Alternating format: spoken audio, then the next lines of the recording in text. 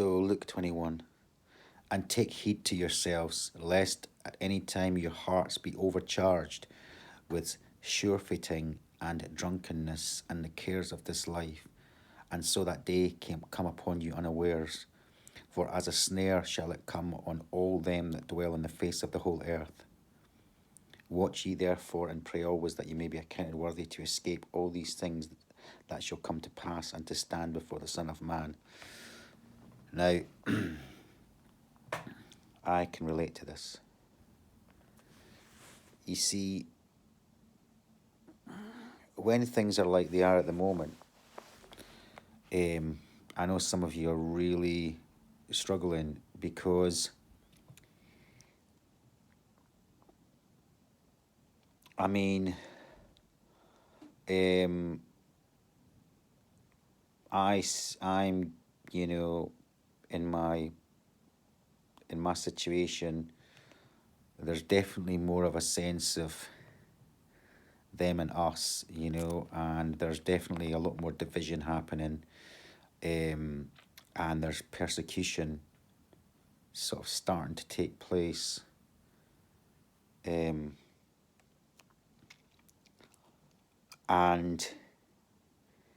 all the time it's like, so you're thinking about things coming up on the earth. Yeah? What does it say? Men's hearts failing them for fear of looking for fear and for looking after those things which are coming on the earth. So there's a sort of sense of, what's going on, but there's also the people that you know that are like, there's people that are like meant to be your family or whatever, and they're coming against you, and you're not feeling like you're getting much help from the Lord in terms of, you're feeling pretty raw, and all these things are happening at once, and you're thinking, I don't know how to get through this. This is when the temptation is to, people can start doing things like get into the habit of drinking. Men turn to bad habits, basically. Things that sort of can kind of lock the world out for a short period of time. And that's what that image is, of your heart's overcharged with surefooting and drunkenness. It's overcharged. It's like, kind of using other means to deal with the situation.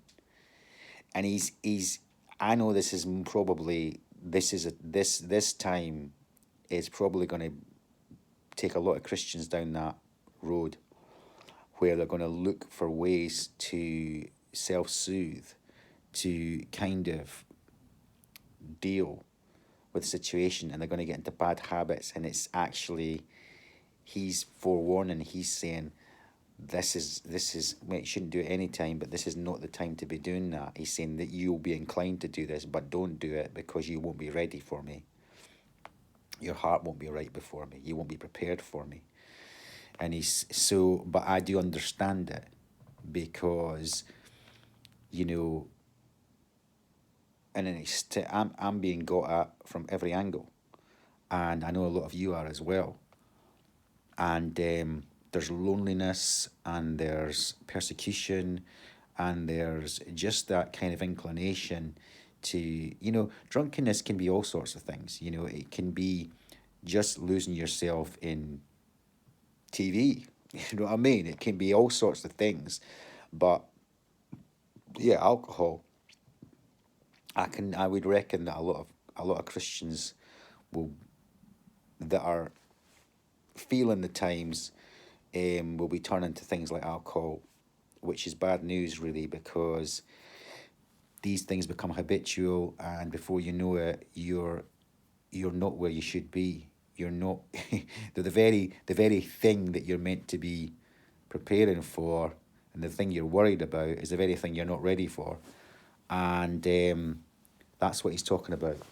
But it can be a lot of things. You know what it is. You know what you're doing. If you're doing anything.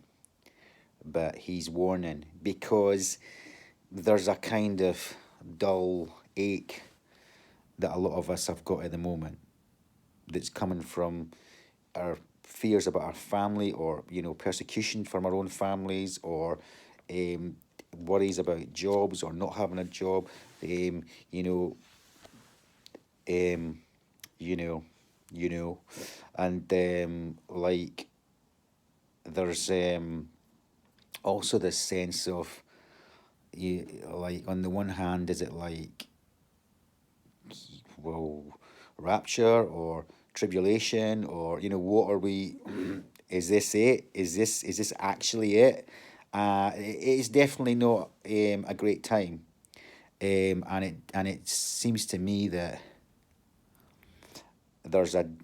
what I'm seeing in me is a similar thing that happened at the beginning of the first lockdown, where I suddenly got into this thing like 10 virgins mode, like, got to be a wise virgin, and um, really, the devil towards the end of that year really hammered me, and I've really been licking my wounds. It's kind of ever since, but I've been feeling that thing again more than ever.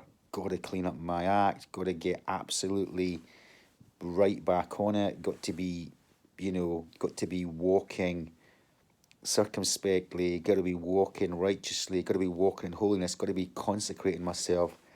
And it's just that, you see, it's like you know, the image of two men in prison cells with, some warm water and a stale bit of bread or something, in adjoining prison cells. See, some horrible, dank prison cells. One has God and one doesn't. So the one that has God, that actually has a sense of his presence, has a sense of his presence and a sense of relationship, is having a very, very different experience of exactly the same situation. And that's how it's going to be in terms of, where you're at as things get worse. Because you see, if you're really in it with the Lord, as things get worse, you just don't perceive it quite the same way. It doesn't come to you the same way. You don't respond to it the same way. You don't see it the same way. But if you're not right, you're feeling it in your flesh more, and you're responding to it in your flesh more, and it's harder to go from there to where you need to be. Some people, yeah, they can just turn it around, and they just like get a shock and they go, but um, we all know how bulletproof you feel when you're really, really in with the Lord, when you're really in there, and that's kind of where you need to be. That's how you need to be. Amen. Amen.